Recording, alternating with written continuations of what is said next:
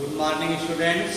आज की बहुत महत्वपूर्ण टॉपिक आपकी है फिजिक्स की संधारित्रों का संयोजन। संधारित्रों का संयोजन आपकी टॉपिक है संधारित्रों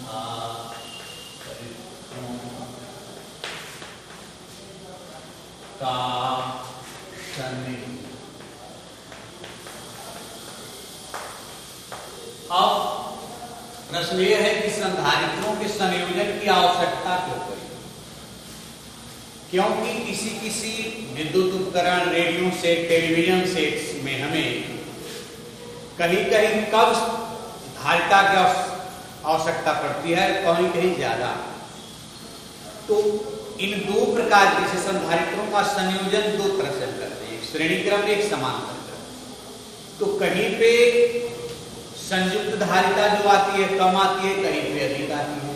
तो जितने भी हमारे विद्युत उपकरण खास करके रेडियो सेट हैं, उनके धारिताओं में परिवर्तन करने के लिए हमें धारिता के मान में परिवर्तन करना पड़ता है।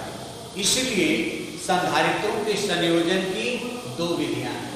पहला श्रेणी क्रम संयोजन और दूसरा समांतर क्रम संयोजन। बात समझाएं? संधारित्रों के संयोजन की आवश्यकता क्यों पड़ती है? क्योंकि जितने भी विद्युत उपकरण है, खास करके रेडियो सेट में, हमें कहीं पे धारिता अधिक और कहीं पे कम आवश्यकता पड़ती है उसको संचालन के। और संधारित्र क्या है? एक ऐसी युक्ति है जिसमें आवेश संचय करने की क्या होती है? क्षमता होती है। आवेश संचय करने की व्यवस्था ही क्या कहलाती है? संधारित्र की धारिता। तो उसमें हमारे जो विद्युत उपकरण है, खास करके रेडियो सेट में जो आप देखते हैं पीले पीले नारंगी रंग के छोटे छोटे कैपेसिटर लगे होते हैं, जिसको कंडेंसर वगैरह कहते हैं, वही आप परिवर्तित करने के लिए हम दो तरह से संयोजन करते हैं। तो हमारा जो पहला है, कितने प्रकार के संयोजन? दो तरह के, श्रेणी क्रम और समांतर क्रम। तो पहला हमारा है श्रेणी क्रम संयोजन। इस संयोजन में क्या करते हैं कि संधारित्र की पहली प्लेट को विद्युत स्रोत से, किसे? विद्युत स्रोत से। अब अंतिम संधारित्र की अंतिम प्लेट को पृथ्वी से जोड़ देते हैं। किससे जोड़ देते हैं? पृथ्वी से। यह मान लिया हमारा C1 है, यह C2 है और यह C3 है। तीन संधारित्र हैं। श्रेणी क्रम संयोजन क्या है कि इसके प्लेटों को एक दूसरे से जोड़ते चले जाते हैं। इससे कंडीशन क्या है कि संधारित्र की पहली प्लेट को विद्युत स्रोत से, किसे? विद्युत स्रोत से, और अंतिम को हम पृथ्वी से जोड़ देते हैं। किससे जोड़ देते हैं? पृथ्वी से। यह जो है विद्युत स्रोत है और अंतिम हमारा क्या है? बी, पृथ्वी से। अब पहली संधारित्र की दूसरी प्लेट को दूसरी संधारित्र की पहली प्लेट से, ध्यान से सुनिए, पहले संधारित्र की पहली प्लेट को विद्युत स्रोत से, पहली संधारित्र की दूसरी प्लेट को दूसरे संधारित्र की पहली प्लेट से,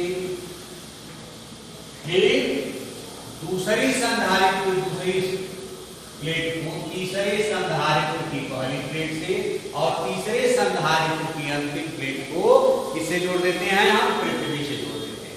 ठीक है? ये हमारे इतने संधारित्र C1, C2, C3। थोड़ा गोल गोल बनाएंगे तो और स्पष्ट होगा। अब क्योंकि यहां से आवेश आ रहा है, यहां प्लस Q, तो प्रेरण से यहां क्या हो जाएगा? माइनस Q, फिर यह हो जाएगा प्लस Q, ये हो जाएगा माइनस Q, ये है प्लस Q और ये है माइनस। अब इनके विभवांतर अलग अलग है। C1 के विभवांतर क्या है? V1, C2 का क्या है? V2, C3 का क्या है? V3, और A और B के बीच पूरा परिणामी विभव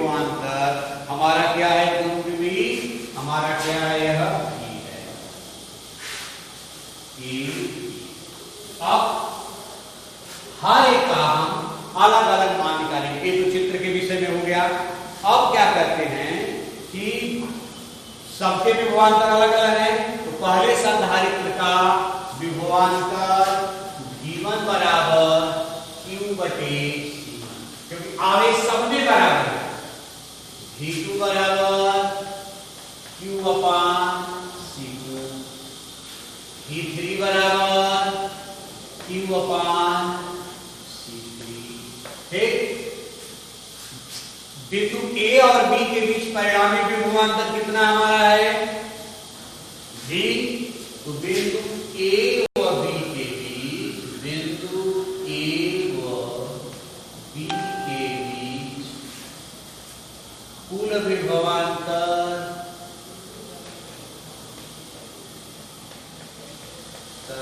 कैपिटल V बराबर V1 plus V2 plus V3। समझ में आया? यह V1 V2 V3। अब मान रख दीजिए V बराबर Q upon C1 plus Q upon C2 plus Q upon C3 समीकरण नंबर 3। अब क्या करेंगे हम?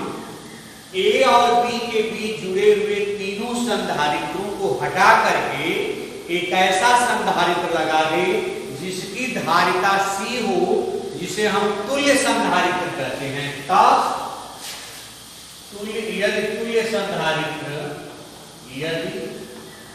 तुल्य संधारित्र C हो, तब V equal to Q upon C समीकरण नंबर 2। अब समीकरण 1 और 2 की तुलना कर देंगे तो क्या मिलेगा? यहां से देखिए, समीकरण 1 और 2 की तुलना करने पर Q अपान C Q बटे C1 प्लस Q बटे C2 प्लस Q बटे C3। क्या कॉमन है? Q बटे C Q common 1 upon C1 plus 1 upon C2 plus 1 upon C3 आ गया। Q से Q कट गया तो हमारा फाइनल रिजल्ट आ गया 1 upon C 1 upon C1 plus 1 upon C2 plus 1 upon C3। यही हुआ समांतर क्रम में जुड़े हुए संयुक्त धारिता।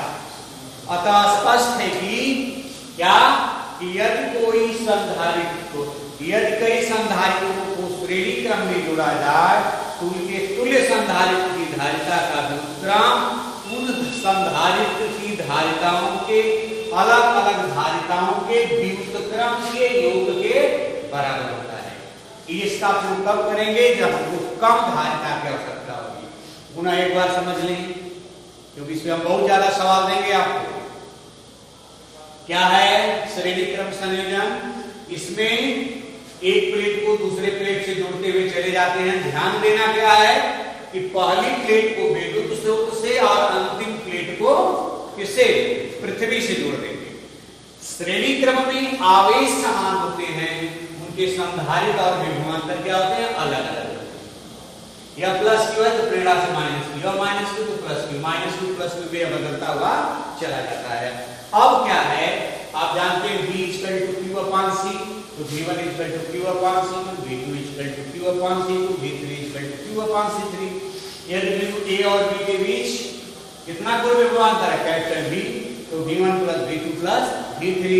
मान रख दिया, कॉमन ले लिया, करा दे कुल संधारित्र है।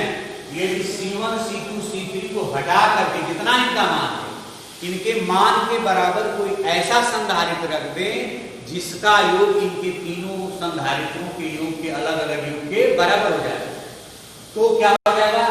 कैपिटल C हो तो V equal to Q upon C समीकरण number 2।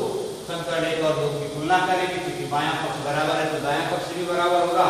Q upon C equal to Q upon C1 plus Q upon C2 plus Q upon C3। Q common हो गया, Q से Q कट गया, 1 upon C equal to 1 upon C1 plus 1 upon C2 plus 1 upon C3।